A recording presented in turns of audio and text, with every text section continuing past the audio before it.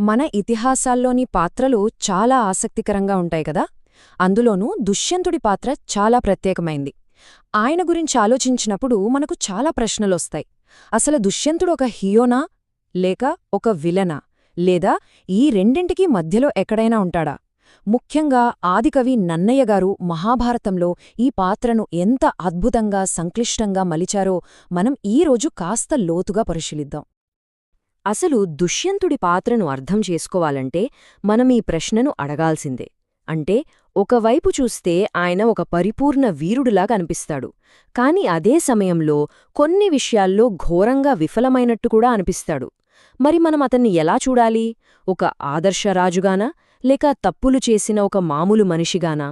సరే, పదండి ఈ చిక్కుముడిని విప్పే ప్రయత్నం చేద్దాం. సరే, దుష్యంతుడి పాత్రలో ఉన్న వైరుధ్యాలలోకి వెడితే మొట్టమొదట మనకు కనిపించేది ఆయన శౌర్యానికి, బలహీనతకు మధ్య ఉన్న తేడా. ఒకవైపు చూస్తే ఎంతో ధైర్యశాలి, కాని మరోవైపు ఎందుకంత బలహీనుడయ్యాడు? చూద్దాం. నన్నయ్యగారు వర్ణించిన ప్రకారం దుష్యంతుడు అంటే మామూలు రాజు కాదు. ఆయన బలం ఎలాంటిదంటే ఏకంగా పర్వతాలన్నే పెకిలించగలదట. అడవిలోకి వేటకు వెళ్తే సింహాలు, పులులు, ఏనుగులలాంటి క్రూర మృగాలను కూడా ఒంటరిగా సింగిల్ హ్యాండెడ్గా లొంగదీసుకునే అంతటి వీరుడు. వింటుంటేనే ఒక పర్ఫెక్ట్ హీరోలా అనిపిస్తున్నాడు కదా. అయితే ఇక్కడే ఉంది అసలు ట్విస్ట్. అంతటి వీరుడు దేనికి భయపడేవాడో తెలుసా? ప్రజలకు. వాళ్ళేమనుకుంటారు, లోకం నిందిస్తుందేమో అనే భయం. దీన్నే లోకాపవాద భీతి అంటారు. ఈ ఒక్క భయమే అతన్ని పూర్తిగా బలహీనుడిగా మార్చేసింది. ఆశ్చర్యంగా ఉంది కదా. ఇంత ధైర్యవంతుడికి ఇలాంటి భయమెందుకు? అంటే చూడండిక్కడ, క్రూర మృగాలైన సింహాలనే ఓడించగల యోధుడు జనం ఏమనుకుంటారో అనే ఒక్క మాటకు ఓడిపోయాడు. అదెలా సాధ్యం? ఇది అతని పాత్రలో మనల్ని ఆలోచింపజేసి అతిపెద్ద వైరుధ్యం. ఆయన శౌర్యం వెనుక దాగి ఉన్న ఈ పిరికితనం, ఈ బలహీనత మనకు చాలా స్పష్టంగా కనిపిస్తుంది. సరే, శౌర్యం, బలహీనత చూశాం గదా. ఇప్పుడు ఆయన పాత్రలోనే మరో వైరుధ్యం వైపు వెళ్దాం. అదేంటంటే ధర్మానికి, నిగ్రహం లేకపోవడానికి మధ్య ఉన్న సంఘర్షణ.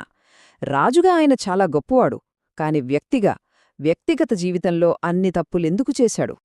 ఒక రాజుగా దుష్యంతుడి పాలన గురించి చెప్పాలంటే అద్భుతం. ఆయన రాజ్యంలో ప్రజలు చాలా శాంతిగా, సంతోషంగా, ధర్మబద్ధంగా జీవించేవారట. ఎక్కడా అన్యాయమనేది లేదు.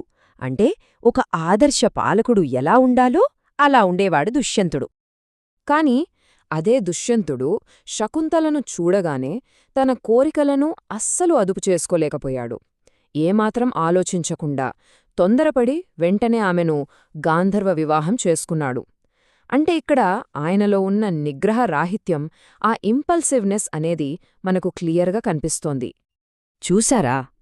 రాజ్యంలో ధర్మాన్ని కాపాడాల్సిన రాజే తన స్వంత జీవితంలో, తన వ్యక్తిగత విషయంలో ఆ ధర్మాన్ని, ఆ నిగ్రహాన్ని ఎందుకు పాటించలేకపోయాడో. ఇది ఆయన పాత్రలో మనం గమనించాల్సిన మరో కీలకమైన వైరుధ్యం. ఇక ఇప్పుడు దుష్యంతుడి కథలోనే అత్యంత నాటకీయమైన, మనస్సును కదిలించే ఘట్టానికొద్దాం. అదే ఆయన ఇచ్చిన మాటకు, ఆయన చేసిన పనికి మధ్య ఉన్న తేడా. వాగ్దానానికి, వంచనకు మధ్య జరిగిన సంఘర్షణ. శకుంతలని వివాహం చేసుకున్నాక ఆమెను వదిలి వెళ్లేటప్పుడు ఎంతో నమ్మకంగా ఈ మాట ఇచ్చాడు. నిన్ను నా రాజధానికి తీసుకురావడానికి నా మంత్రులను కణ్వ మహర్షి ఆశ్రమానికి పంపిస్తాను అని. ఆ మాటలు విన్న శకుంతలకు ఎంత భరోసా కలిగి ఉంటుంది కదా. కాని ఆ తర్వాత ఏమైంది? శకుంతల తన కొడుకు భరతుడితో నిండు సభకు వచ్చినప్పుడు అదే దుష్యంతుడు ఆమెను చూసి ఏమన్నాడో తెలుసా? నిన్ను నేను ఎరుగను, నువ్వెవరు, ఎక్కడిదానివి అని అడిగాడు. ఇంతకన్నా దారుణమైన తిరస్కరణ, ఇంతకన్నా పెద్ద వంచన ఉంటుందా? ఇదంతా చూస్తుంటే మనకొక ప్రశ్న వస్తుంది. అసలు నన్నయ్యగారు దుష్యంతుణ్ణి ఇలా ఎందుకు చిత్రించారు? ఆయన ఉద్దేశమేంటి? దుష్యంతుణ్ణి ఒక విలన్గా చూపించాలనుకున్నారా, లేక ఈ పాత్ర చిత్రణ వెనుక ఏదైనా లోతైన అర్థముందా? పదండి తెలుసుకుందాం. అయితే ఇక్కడో విషయం మనం గమనించాలి. దుష్యంతుడు పూర్తిగా చెడ్డవాడు కాదు. ఎందుకంటే కథ చివరికి వచ్చేసరికి ఆకాశవాణి ద్వారా అసలు నిజం తెలిసినప్పుడు ఆయన పశ్చాత్తాపపడ్డాడు. తన తప్పును వినయంగా ఒప్పుకున్నాడు. శకుంతలను తన కొడుకైన భరతుడిని సగౌరవంగా స్వీకరించాడు. అంటే మొదట అబద్ధం, తిరస్కరణ, తరువాత దైవసత్యం తెలియడం, ఆ తర్వాత వినయంగా దాన్ని అంగీకరించడం. ఈ మార్పు ఆయన పాత్రలో చాలా ముఖ్యం. సో దీనివల్ల నన్నయ్యగారి ఉద్దేశ్యం మనకు స్పష్టంగా అర్థమవుతోంది.